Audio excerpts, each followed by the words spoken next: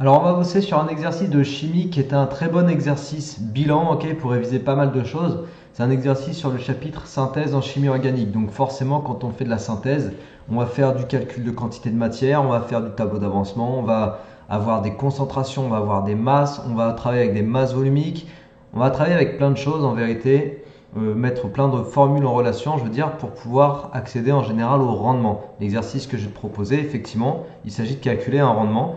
Et c'est bien l'unique question finalement de l'énoncé, puisque la question est ici, tu vois, calculer le rendement de cette synthèse.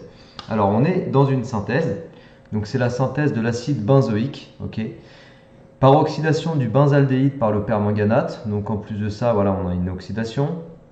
Mais la réaction de synthèse, on te la donne, on va pas te demander de la retrouver par toi-même, on est ici, avec la réaction, donc les réactifs, les produits, et puis on te donne toutes les indications sur les quantités qu'on mélange. Alors soit en termes de volume, soit en termes de masse. Par exemple, on te dit qu'on met un volume de 4 millilitres, enfin 4,0, donc au passage, je note que j'ai deux chiffres significatifs. J'ai 4 millilitres de benzaldéhyde et j'ai une masse de 3,16 grammes de permanganate de potassium, KMNO4. Okay, sachant qu'on a un excès d'acide sulfurique. L'acide sulfurique, il apparaît ici dans l'équation, tu vois, c'est les ions H3+. Donc puisqu'il est en excès, je sais que dans mon tableau d'avancement, je ne m'en préoccuperai pas, je marquerai excès dans le tableau. Après extraction et purification, donc ça c'est des étapes de synthèse, on extrait, on purifie parce qu'on extrait le produit qui nous intéresse, en l'occurrence l'acide benzoïque. Ok, il faut l'extraire, il faut l'isoler du reste. Après, il faut le purifier parce qu'il y a toujours des impuretés dans le produit. Mais bon, on te dit juste extraction, purification, c'est des étapes que tu dois connaître, mais là on ne va pas travailler autour de ça. Mais je te faisais juste remarquer qu'on a ici deux étapes importantes de la synthèse. On obtient 3,9 g d'acide benzoïque solide. Donc ici on te dit le résultat final en termes de masse de ce qu'on obtient d'acide benzoïque.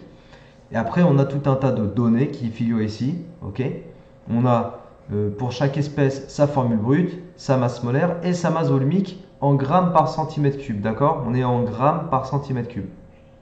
C'est important à noter parce que le volume qu'on m'a donné dans l'exercice, il était en millilitres. Donc il va falloir que je me pose la question de la conversion de millilitres à centimètre cube, tu vois, savoir comment ça se passe.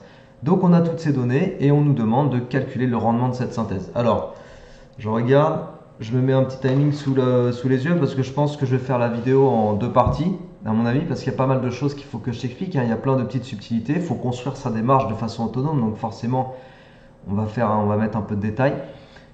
Et puis donc on va démarrer, mais pour savoir en fait où est-ce qu'on va, parce que quand on va démarrer, quand on démarre quelque part, il faut avoir un objectif. Donc pour savoir où est-ce qu'on va, je vais exprimer une façon d'accéder au rendement. Donc le rendement, appelons-le grand R, et donc le rendement de la synthèse, je peux très bien l'exprimer comme étant la masse d'acide obtenue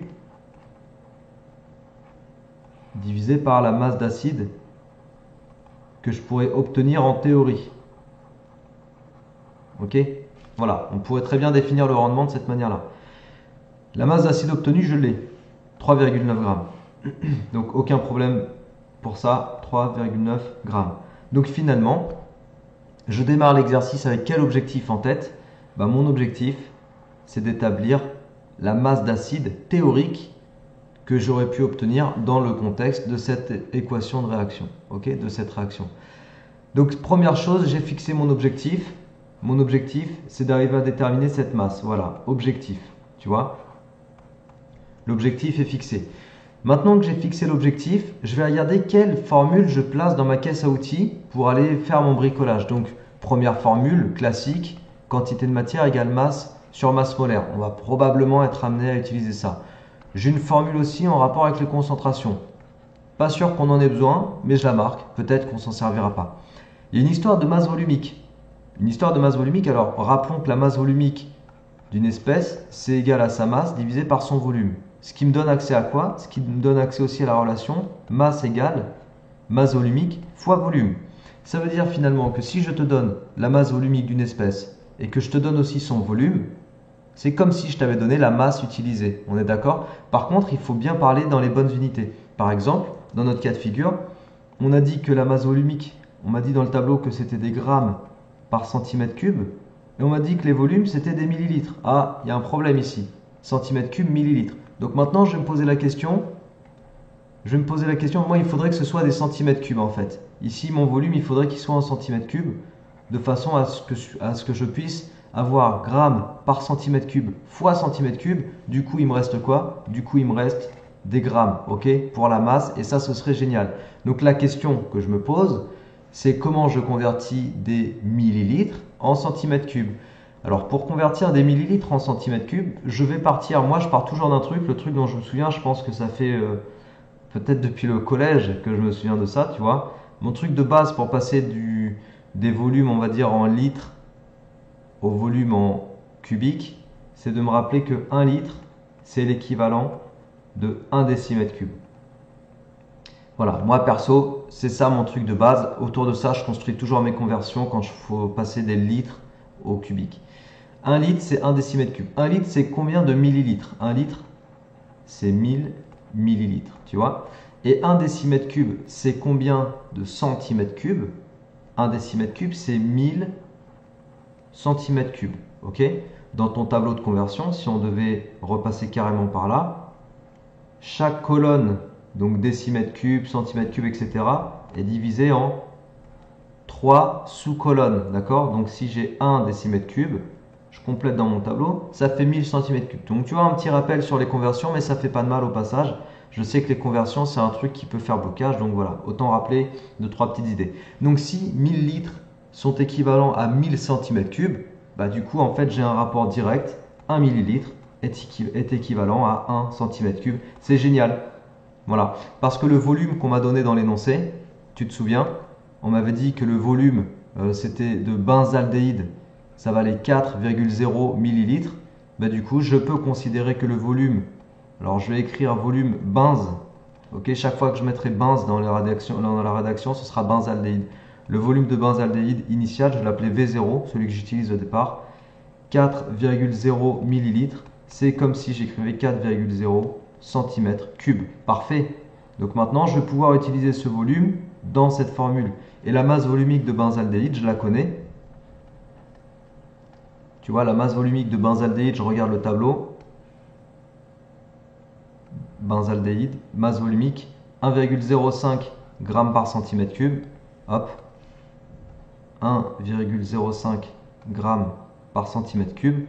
Qu'est-ce que je peux faire maintenant? Bah, en multipliant masse volumique par volume, j'obtiens la masse. Donc j'ai la masse de benzaldéhyde. Je vais tout de suite le marquer, ça c'est une déduction. La masse initiale de benzaldéhyde utilisée, c'est donc égal à 1,05 multiplié par 4,0, c'est-à-dire, je garde deux chiffres significatifs parce que j'en ai 2 sur 4 alors que j'en ai 3 sur 1,05, mais du coup je garde que 2. 1,05 fois 4, bah, de toute façon il n'y a pas le choix. Ça fait 4,2 grammes. Ok? Donc tu vois, on vient de déduire en fait des informations proposées, on vient de déduire une autre information qui est la masse de benzaldéhyde utilisée dans cette synthèse, le benzaldéhyde étant un des réactifs. Si j'ai la masse de benzaldéhyde, c'est très bien parce que je vais pouvoir aller chercher la quantité de matière de benzaldéhyde.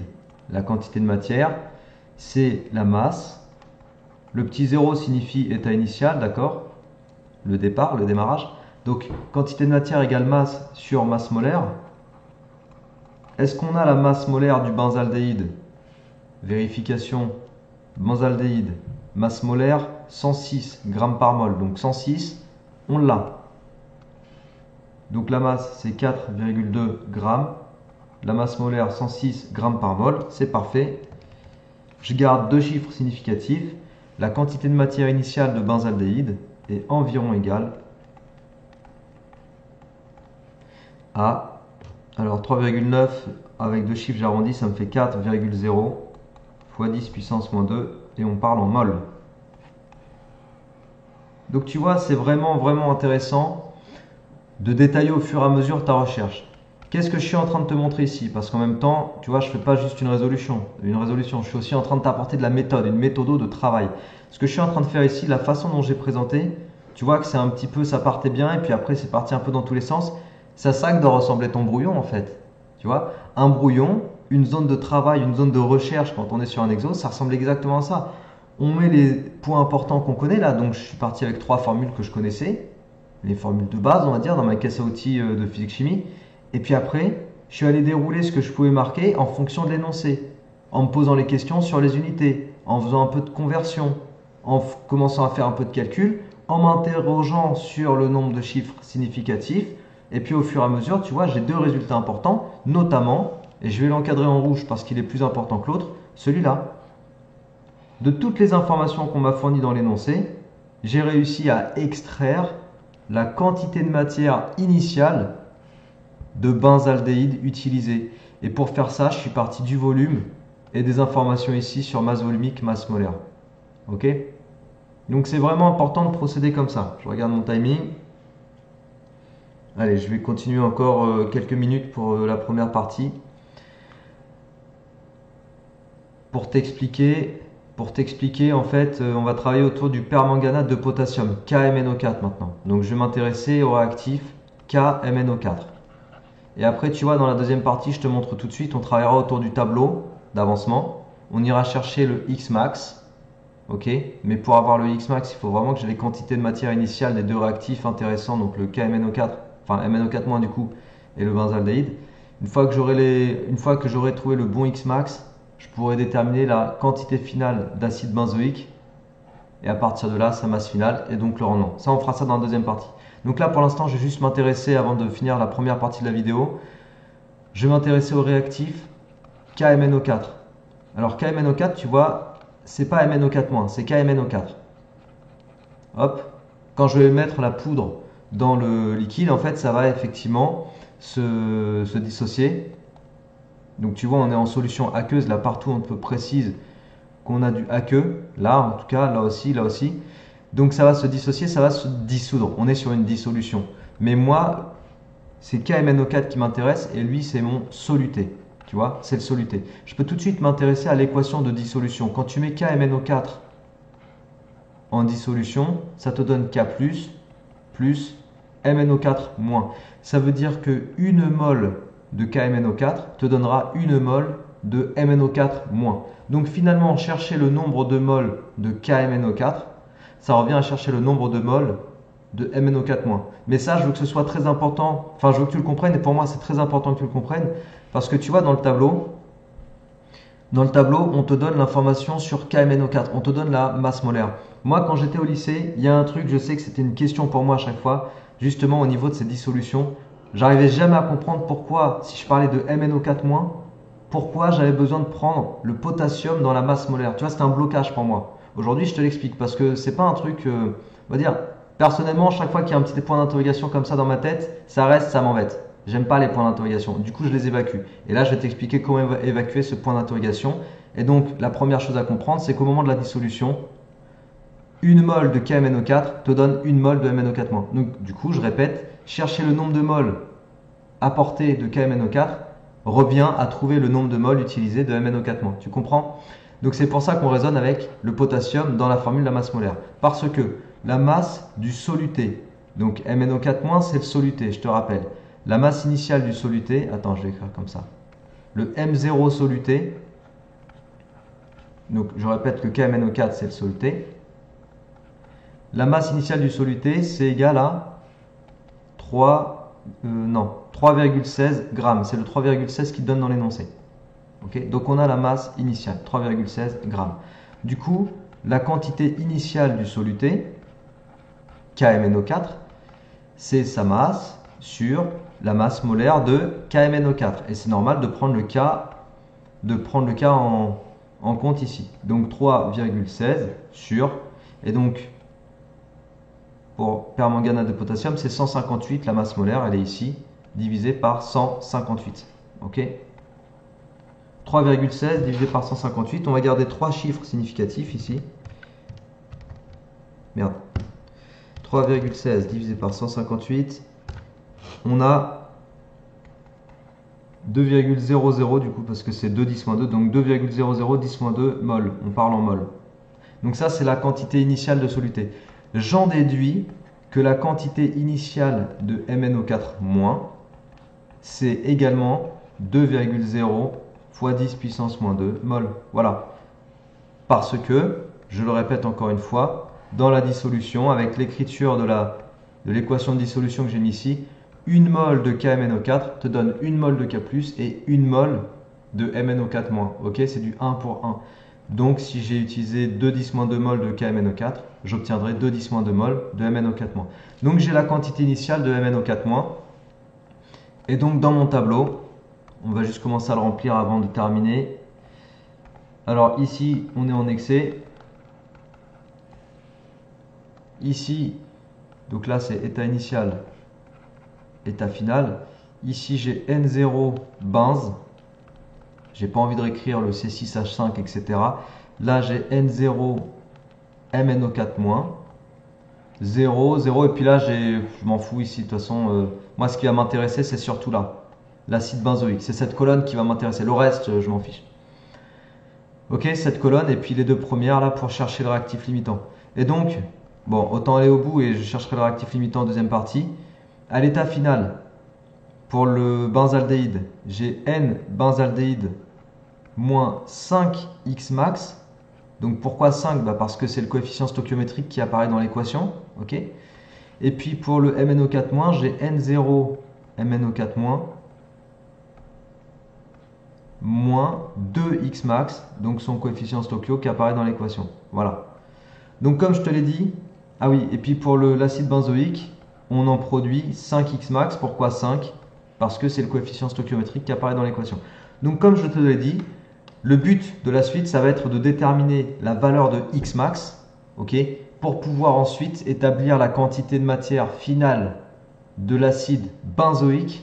À partir de là, la masse obtenue d'acide benzoïque, et à partir de là, calculer le rendement. Ok, et ça, je te le montre dans la deuxième partie de la vidéo. Et donc, à tout de suite.